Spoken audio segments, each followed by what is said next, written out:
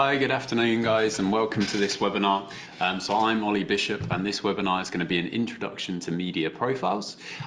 So in terms of what we're going to cover today, we're going to have a bit of a look at media profile basics firstly. So we're going to have a look at the elements that make up a profile and its function, what it does.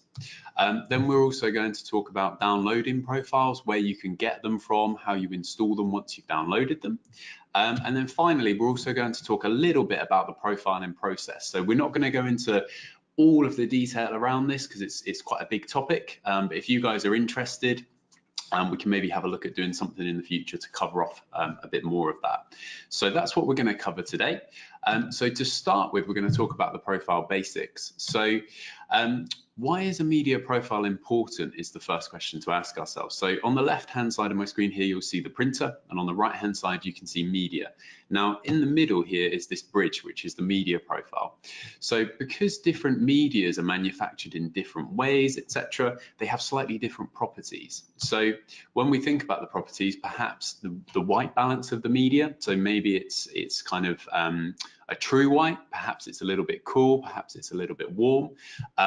So we have to think about that when it comes to building a profile, so our colors print accurately over the top. The other thing to consider are things like how much ink can the material absorb. So for some materials, they can absorb a lot of ink, for others, not so much. And then we have to think about how we kind of tone back the amount of ink that we use on that material to ensure that our prints come off nice and dry afterwards.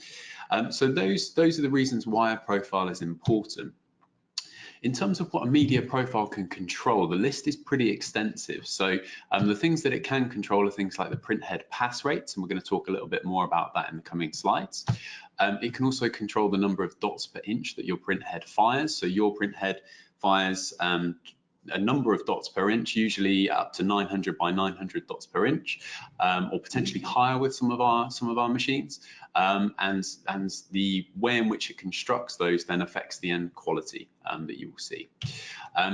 Also, ink limits are a feature of a media profile, so you have to choke back your inks at a certain point to ensure that you get nice, dry, color accurate prints. Your head speed or your feed speed, so this is the speed at which your printhead travels back and forth, and also the rate at which your media is feeding through your machine. Also, dot size is important. So with many printheads, they're capable of printing multiple different dot sizes.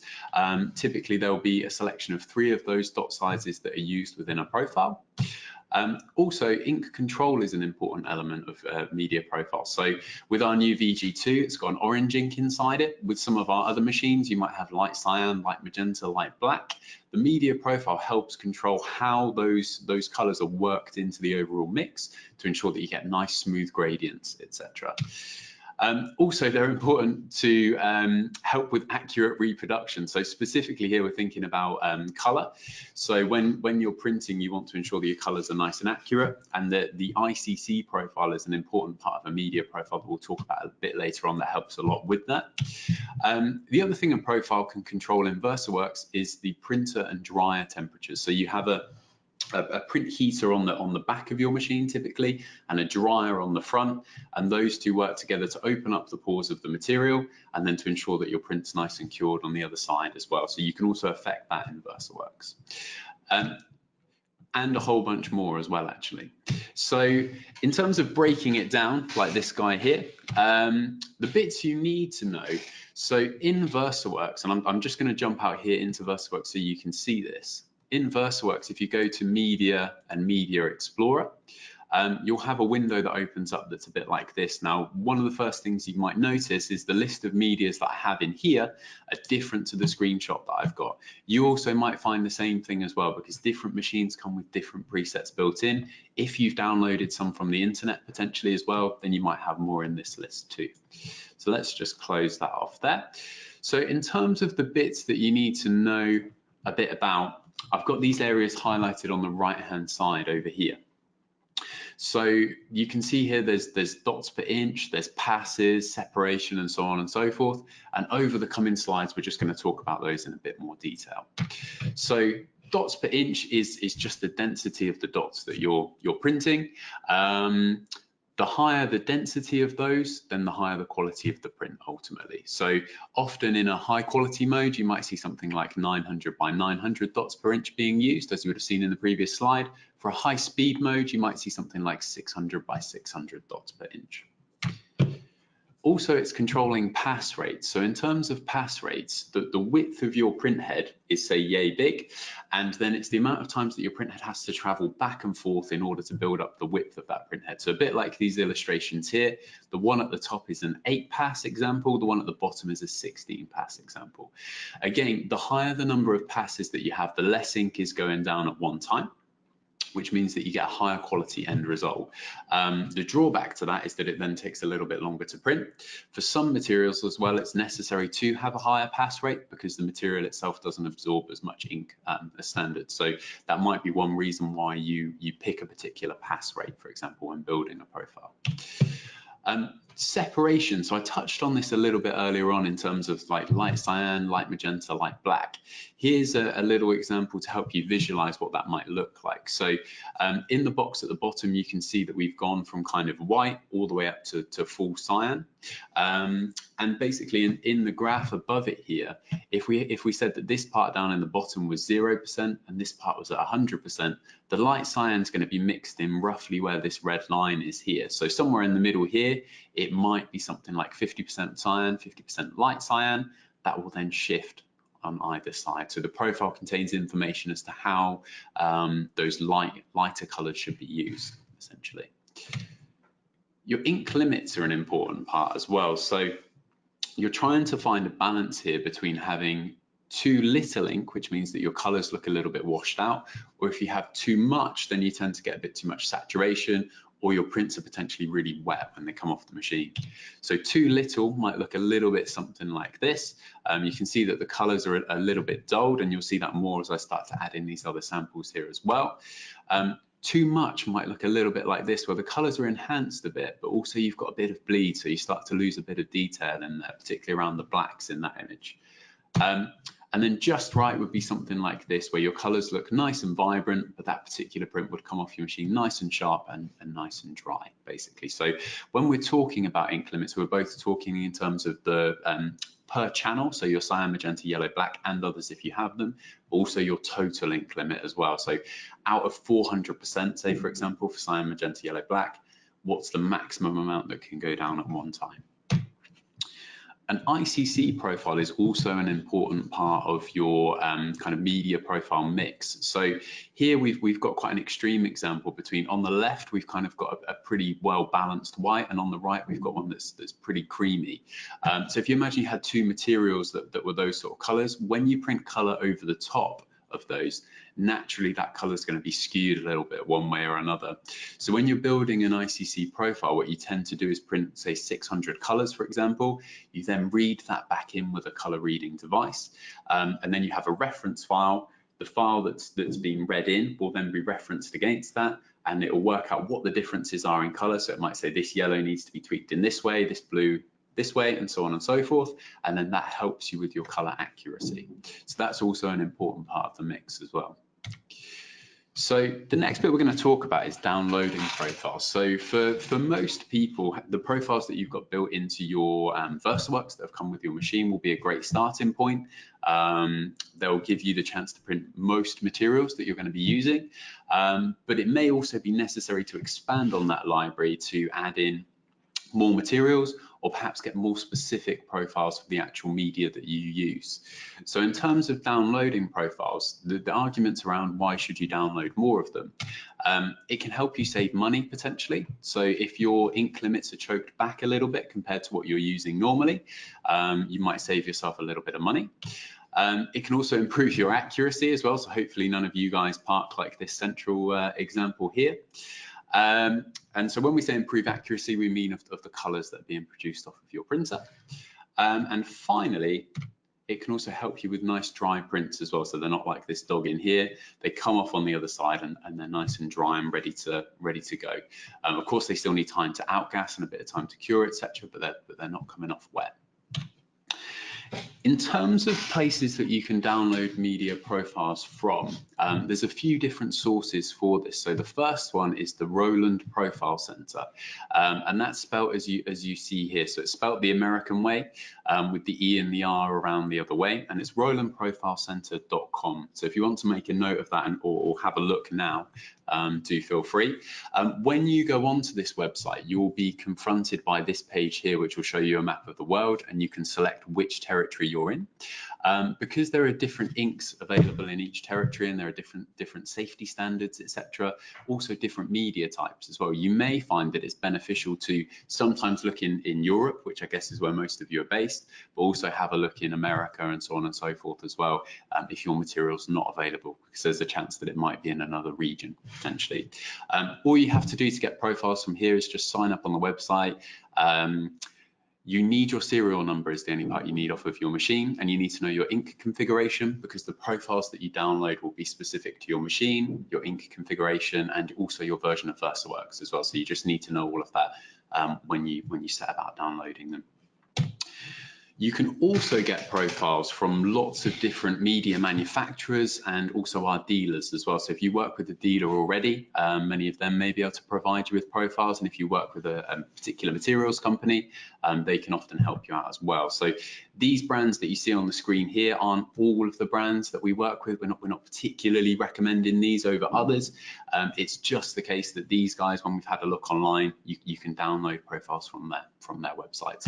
But yeah, I would encourage you to speak to your dealers, speak to your material suppliers, and see if you can get them for your specific material. The final place that you can also download profiles from is our website. So if you go on to, and I'm just going to leave the presentation here a second so I can show you this. If you go on to RolandDG.co.uk, we'll just wait for this to load a moment, and you go on to support, and then we go down on here, just scroll down a little bit, and we have a look at online resources.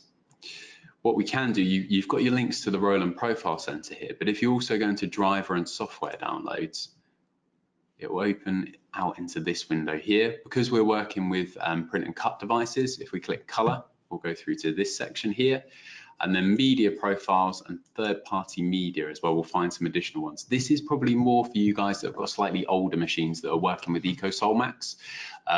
You may find that there's one or two more profiles for your material on here as well. So that's just a final little resource for you. So I'm just going to resume the presentation. Once you've downloaded profiles, you can choose to download them to any folder you wish. So you might have them in your downloads, you might have them downloaded to your desktop or a specific folder if you're really organized. Then all you need to do is go into Media and Media Explorer, which is the window that I showed you earlier, and click this little Load from File button here, so the one that's highlighted in red. This will then allow you to import the profile that you've downloaded, and it will be visible in this list here. If you then wish to turn on or off profiles, you can do this using these little eyes down the left-hand side here. It's worth noting that for some of the generics, you can always turn them off, but you can certainly always turn off the additional ones that you've downloaded. So just be aware of that when you're doing your housekeeping. So that's how you can install them in VersaWorks. So the final bit that we're just going to touch on a little bit here is the profiling process. So when it comes to media profiling, there are a few things that you need in order to be able to do it. So the kit required is as follows. So the first thing that you need is a color reading device. So a color reading device will either scan over the top of printed samples to read the color, or potentially you might have to do it manually by moving the device itself. So the company that's supported via VersaWorks are X-Rite, and they've got a number of products here, which you'll see on the left-hand side. So they've got the i1 ISIS2, they've got the i1 Basic Pro 2, and the i1 IO. So the top one here, you can take your printed sample and feed it through, and it will read it. The i1 Basic Pro, that has like a kind of guide or a table in which you put a color reading device to read your printed samples, and you have to move it back and forth yourself. The i1 IO then is where you can lay your printed sample, and it will automatically scan across it and read the values that it will see on there. So those are the devices that are supported by VersaWorks. If you're working in another bit of RIP software, then there might be other bits of kit that you can use. It's also worth noting that this type of device typically costs roughly £1,000 plus. So it's not a cheap bit of kit, but it could be a worthwhile investment if you do high volume work and you want to look at profiling your own media. The other thing you need is obviously your printer, and it needs to be your specific printer as well, ideally. So when you download profiles for the internet and you download it for an SG540 and you download it for a particular material, it's going to be pretty damn accurate, but it will be more accurate still if you do it on your own machine in your own environment. And that's because colors are affected by your environment and temperature and so on and so forth. So it's always best to do it on your own printer. Also, you need your roll of material as well, and the slip over is optional. You don't need one of those as part of this process, and you need some software. So you need VersaWorks to do most of the work, and you also need an I1 profiling bit of software that comes with X-Write as well, or some form of other ICC profile builder. So you need these bits and bobs in order to profile. In terms of the process, I'm not going to take you through all of the specifics, but I'm just going to highlight some of the key stages. So one of the steps is to determine what your single channel ink limits should be. So you can see this chart here with cyan, magenta, yellow and black. And from left to right, the colors get progressively more dense. Now, what you find when you print this sample via VersaWorks is you get to a certain point, it could be 85%, 90%, potentially less, where the color starts to solidify. So what you may do is rather than then wasting, because if you put down another 15%, you just make it wet, you start to choke that channel back. And also when you read this in using a color reading device, it will produce a curve basically that will reflect how it should use more ink in order to create those denser colors on the right hand side there. So that's one part of it. The second part is then often to determine what your total ink limit should be. So I touched on this a little bit earlier on. And you'll see this chart here. So what you tend to find is on the right hand side here, these bits will be really wet or quite orange peely. You guys might have seen that when you've been printing, and that just means there's too much ink going down. On the left here, the colors aren't quite dense enough. The row that we're paying, or rows that we're paying particular attention to are A1, A2, and A3. So one of the key parts of this is to determine where the red, green, and blue look really nice and solid and well balanced. Typically, it tends to be somewhere between kind of 180 and 230, 240. So you might see that when you start to explore profiles, you'll see that they're choked in different ways. You might also, after this, if you're curious and you open up your own version of VersaWorks, if you have a look at things like generic vinyl 1 and generic vinyl 2, you can have a look at how some of the different ink limits are choked, and it might help explain why you prefer one particular profile over another, for example, or to just generally understand how those profiles are built. So that's your total ink limit. And then the other part, which I've kind of touched upon already, is the ICC profiling process. And this is where you ensure that you get that balance with your colors, essentially. So by printing that chart, reading it back in, you're then saying, versus this reference, this is what I should do to correct my colors and make them print kind of correctly or true on that particular printer.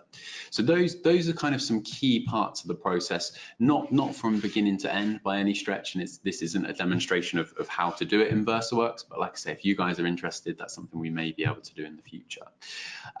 So at this point, that's everything from me. So if there's any questions, I'm just going to take a bit of a look now, so then I can respond to you guys.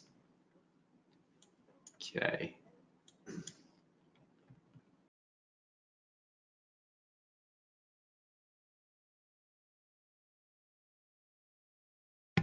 Okay, good question.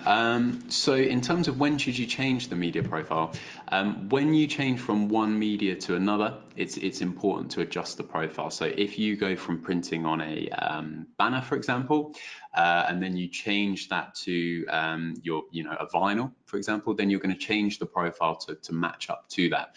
Ideally, like I say, you get one for your specific material that you're printing with. So rather than it just being a general vinyl, it's a particular brand. That's great if you can do it, but if not, just switching between the generics would be a good start.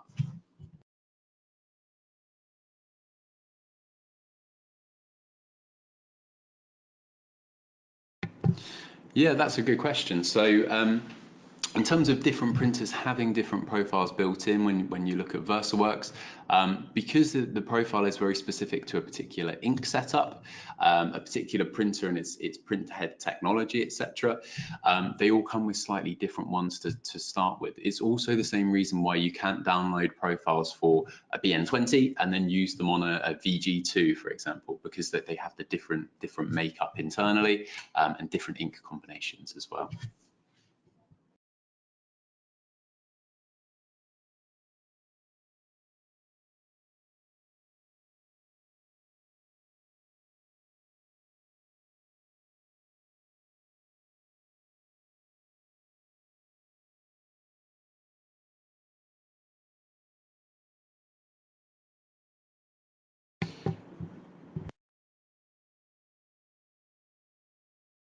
Okay, so just one final question. Sorry, we had a slight technical difficulty there.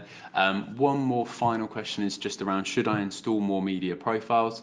Not necessarily if you're happy with what you're printing at the moment and your customers are happy with the output of your work.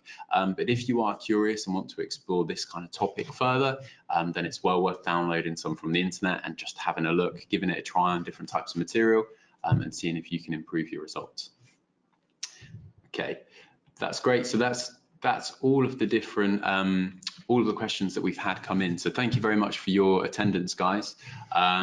If you do want to stay in touch with us afterwards, then stay in touch via social media and tune into future webinars in the future as well.